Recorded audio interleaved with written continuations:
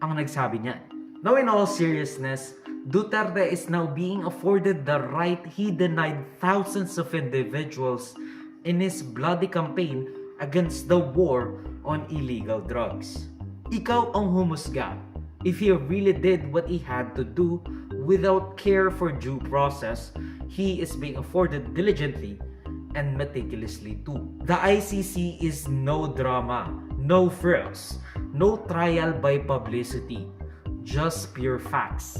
And in that sense, Kaufman doesn't need to be a tricky Saul Goodman-esque lawyer. He just has to do his freaking job, as is the right of his client to a fair but ultimately justified trial. Fact-finding, not grandstanding. Ikaw, sa tingin mo ba dapat ba siyang litisin sa ibang bansa? For me, probably. I still feel like we should at least first get a trial going sa Pilipinas bago papuntahin si Duterte sa The Hague, the Netherlands. Legally speaking, ayon sa Supreme Court of the Philippines, legal ang kanyang pagkakahuli at paglipad sa the Netherlands no matter how much Duterte packed the Supreme Court.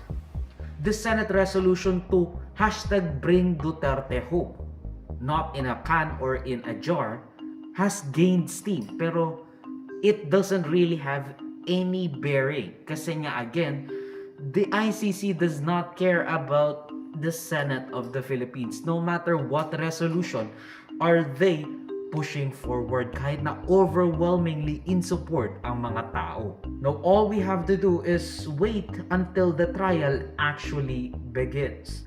At peperahan ng peperahan ni Nicholas Kaufman si Duterte. And that is something I could respect.